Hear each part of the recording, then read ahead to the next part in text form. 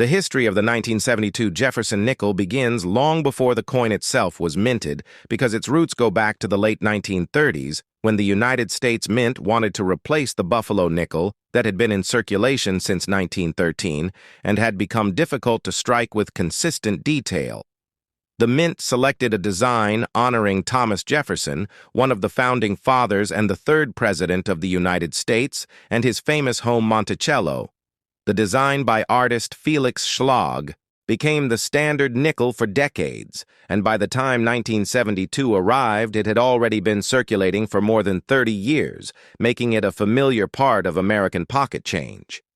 The year 1972 was a time of great transition in the United States as the nation was in the middle of the Vietnam War and social and economic changes were transforming the country.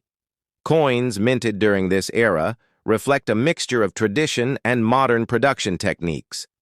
The 1972 Jefferson nickel was struck at 3 facilities: the Philadelphia Mint, the Denver Mint, and the San Francisco Mint. Each mint used the classic Felix Schlag design featuring the portrait of Thomas Jefferson on the obverse with the motto, "In God We Trust," and the word liberty placed in a distinctive script along with the date 1972. The reverse displays Monticello Jefferson's iconic home with the inscriptions E Pluribus Unum, Monticello 5 cents, and United States of America. The Philadelphia Mint struck the largest number of 1972 Jefferson nickels, producing hundreds of millions of pieces. Without a mint mark, they are easily identifiable and are the most common examples found in circulation. The Denver Mint also contributed a large mintage marked with a small d on the obverse. These coins are likewise widely available today and form a significant part of the coin's surviving population. The San Francisco Mint produced proof coins with an S mint mark intended. Specifically for collectors, these proofs were struck with polished dies and specially prepared planchets, giving them a mirror-like finish and a sharper level of detail compared to regular business strikes.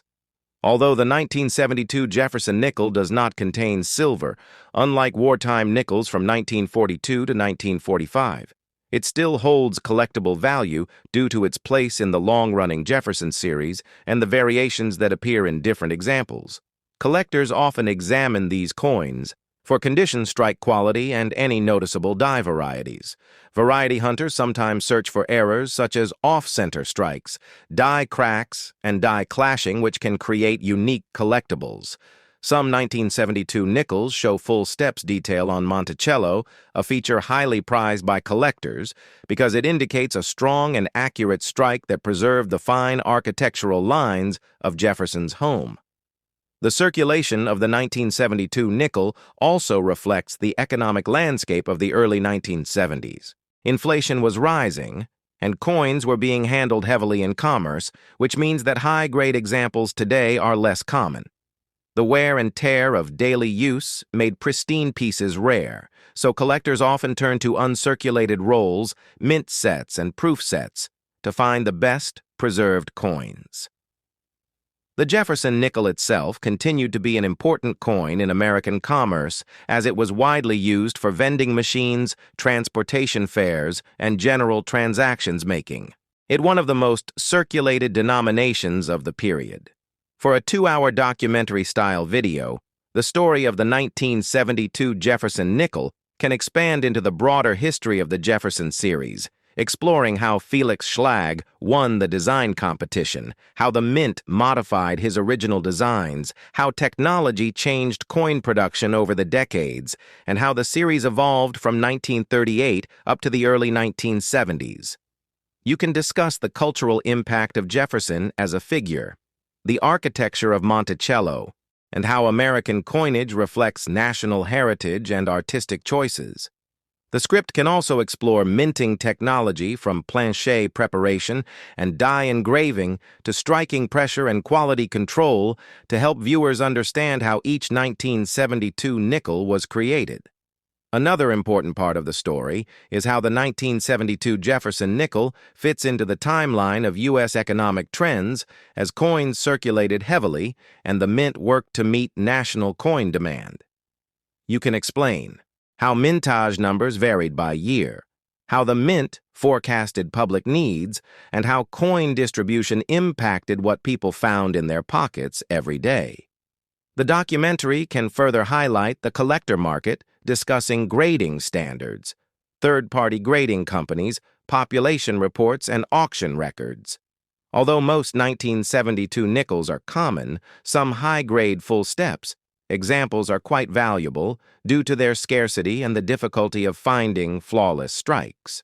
By the end of this video, viewers will have traveled through American history, minting, technology, artistic development, and numismatic tradition, all through the lens of the 1972 Jefferson Nickel, showing how even a simple 5-cent coin holds an entire world of heritage craftsmanship and historical context within its small metal surface. As the story of the 1972 Jefferson Nickel continues, it becomes clear that the coin is more than just a circulating piece of metal, because it represents a long chapter in the evolution of American coinage. The Jefferson Nickel series had already become one of the most familiar designs in U.S. currency by the early 1970s, partly because its overall appearance had remained consistent for decades. Unlike other denominations that had undergone major redesigns or special commemorative issues, the nickel maintained strong continuity, making each yearly issue a reflection of subtle changes in minting technology and national trends rather than dramatic shifts in design. The 1972 nickel comes after a decade of significant developments at the United States Mint. The 1960s had brought rising production needs due to population growth and increasing commercial activity, and the mint responded by upgrading machinery, improving die preparation methods, and refining planche quality. By 1972, these improvements allowed for more consistent strikes and higher production numbers, which explains why so many coins from this year were minted. This was particularly important because the nickel was one of the workhorses of American commerce, used in transportation services, payphones, vending machines, laundromats, and thousands of everyday purchases, ensuring that the nation needed a steady supply. Even though the coin appears simple at first glance, the process of creating a Jefferson nickel involves complex craftsmanship. The master hub contains the original details of the design and is used to create working dies that strike the coins. In 1972, die wear was still a major challenge because coins were produced in massive quantities and dies could deteriorate quickly, leading to weakness in the Monticello steps or flattening in Jefferson's hair details.